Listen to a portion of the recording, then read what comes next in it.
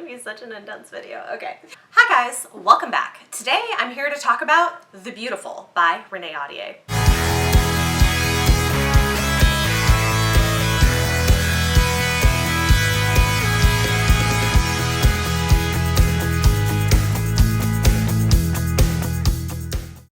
Most of the footage that you're about to see I initially filmed when I was talking about this book in my mid-month wrap-up for July, but I had so much to say and talked for so long that I figured, you know what, we should turn this into its own review because this book, there's a lot to talk about here and I think it is worth getting its own video. So if you guys want to hear my thoughts on The Beautiful, I know it's a little early, this book is coming out in October and it is a return to YA vampires.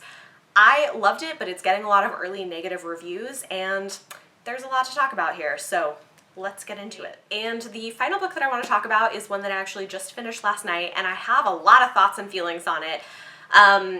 This is interesting. It's a buddy read that I did with Isabella from the Feminist Bookworm on Instagram. She doesn't have a YouTube channel, but she's really great. So we did this as a buddy read. I will say I'm very glad I did it as a buddy read. It's one where I think if I hadn't had somebody to discuss and dissect it with, I might have rated it a little bit lower, but as it is, I gave it 5 stars.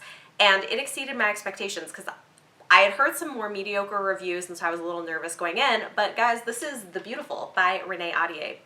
Let's talk about this because I have some thoughts. Oh boy. Okay, so where to start with this? So The Beautiful is coming out in October. This is an arc that I picked up at Book Expo. And I really liked it. Like I said, this is a 5-star read for me. I've been seeing a lot of early reviews that have been either mediocre to negative, and I want to talk about why I loved this, and I also want to address some of the things that have been coming up in those reviews, because while I think there are valid reasons to not like this book, there are valid reasons that this might not be the book for everyone, the things that I'm seeing in the early reviews I don't think are valid, at least in the really negative ones that I've read so far. So let's chat a little bit about that, shall we? So The Beautiful is a vampire book, which I am really excited for. I'm kind of ready for it. I definitely did read Twilight, and while it's problematic, there were things that I really loved about it at the time.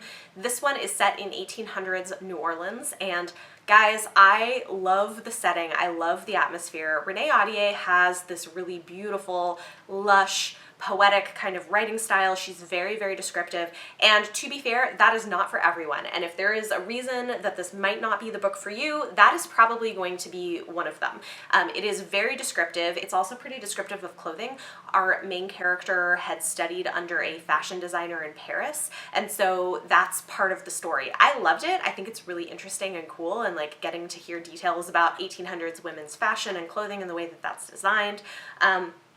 Some people are not going to like that or are not going to like the flowery writing. I think that's completely valid, but if you do like it, I think it's so well done. I think it's very atmospheric, it's very evocative, and I really enjoyed that. Another thing that I thought was really interesting that I liked but maybe didn't expect is that the way this is structured is kind of like a murder mystery. So I feel like maybe for some of the people who've gone into this, there was a little bit of a genre mismatch, that maybe they were expecting more of just like a pure paranormal romance, and that's not really what this is. It does have some romance elements to it. It does have, of course, the paranormal aspects to it, but the way that it's written and structured is really more like a mystery, which I really enjoyed.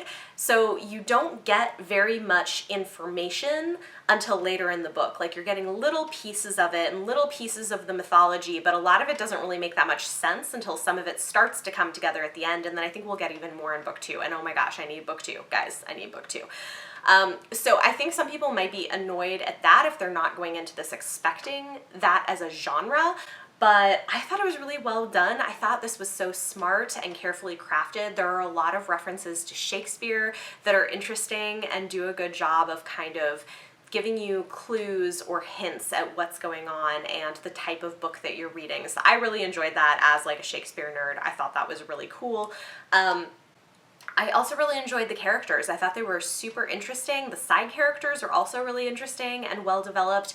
One thing I will say is that you don't know for sure who is or isn't a vampire until much later in the book. So I know this is being billed as a vampire book, but like, the vampires don't obviously appear until much later, and also the lore and the mythology of the vampires and perhaps other creatures in this world is pretty subtle and is kept kind of secretive until later on, and even now I still have questions. There's more things that I want to know. I don't mind that. Like, I don't have a problem with things not being spelled out for me really clearly, and I don't have a problem with having to like work to put pieces and clues together to build a picture of something. I enjoy that sort of read. Some people are going to be annoyed by it. Well, reading the reviews, some people are annoyed by it. I like it, but do know going in that that's the sort of book that this is. Okay, so two things that I want to talk about. One is something that's coming up in a lot of the reviews that I just disagree with. So there's some people getting upset because there's a plot point in here. This is like kind of a minor spoiler, but not really, because I feel like you get hints at this pretty early on. But if you don't want to be spoiled at all, then like feel free to not listen. I don't think it's like significant, but I'll put my hand up. I'll put my hand down when I'm done talking about it. But part of the plot in here is that our main character feels guilty and ran away from France because she murdered a man, and it turns out that this man had attempted to sexually assault her. So there are people who are saying like, oh, she feels so guilty, and the author's trying to say that she's guilty for killing someone when it was like self-defense, and like, I don't know, there's a lot of negativity around that. I completely disagree. I don't think that's the intention of the author at all. I think that the main character feels that way herself, and I feel like the goal of the author is to try to explore the ways that victims sometimes blame themselves and feel guilty for trying to protect themselves, but ultimately I think the book is trying to show that no, that's not right. No, it is not your fault if you're sexually assaulted or sexually harassed, and I loved that. In fact, like the one, I never tab books, but I have a tab in here, which I was like, yes, thank you, we need more of this. This is so good. Where Celine, the main character, is talking to one of the love interests, Bastian, and so she's feeling uncomfortable because he's like kind of has like checked her out. She feels guilty, and he says, "Whatever I think has nothing to do with you," Bastian interjected. "My behavior is not your responsibility." His response unseated her, shocked her into silence. She'd never heard such words fall from any man's lips. Celine's father had always scolded her for wearing anything that accentuated her figure. So I love that. My behavior is not your responsibility. I was like, yes, thank you. That is absolutely true. Men's behavior, or like harassers' behavior, is not your responsibility. Thank you. So I actually love it. I think this is doing really important work in terms of addressing sexual harassment and whose responsibility it is. So I completely disagree with the reviews that are saying that she's doing the opposite. I just don't think that that's true. I think that the character internally thinks that that's true, and I think part of the goal of the book is her going on this journey of recognizing that that is an incorrect view of things. Finally, this is the thing with the beautiful. This is like the diverse Twilight that we all deserved. I mean, it's not exactly like Twilight, but there are elements that are a little bit similar to Twilight, but in the best possible way, in my opinion. And it's like racially diverse. There are queer characters in here. I think this is so good and well done, and some of the people who are like sniping about like, oh, it's just like Twilight, in some of the reviews people are like, oh, it's too much like Twilight, or it's pulling too much from other like mythologies. Here's my feeling.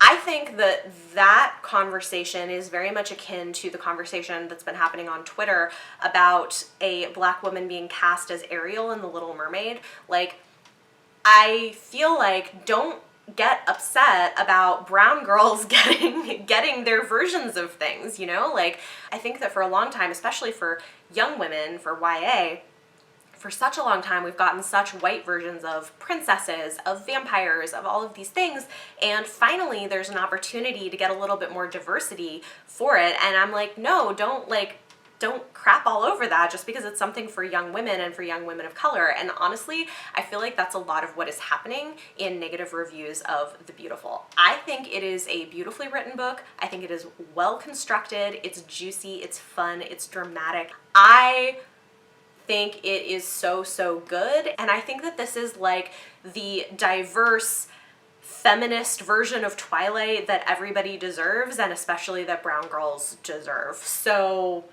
yeah, that's my feeling on it. This is not going to be the book for everyone. If you don't like the idea of that, if you don't like super descriptive writing, if you don't like the idea of like a better done Twilight type thing, then don't pick it up.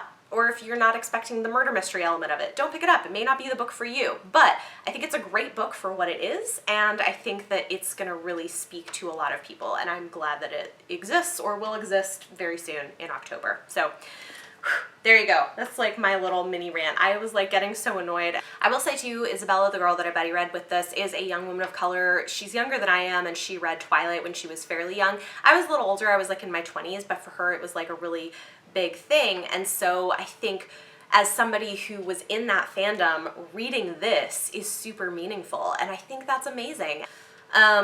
Yeah, you're probably going to hear a lot of mixed reviews of this book. I think for what it is, it's really good. It was 5 stars for me. I do think that having somebody to read it with and analyze and dissect it made me enjoy it more and made me appreciate more of the detail and the clues and the things that she kind of hides through the book, and I love it more because of that. So I think if I had read this on my own and just kind of like run through it really quick, it might have been more like a 4.5 star read, but still, I think it's phenomenal. So yeah, those are my feelings on The Beautiful.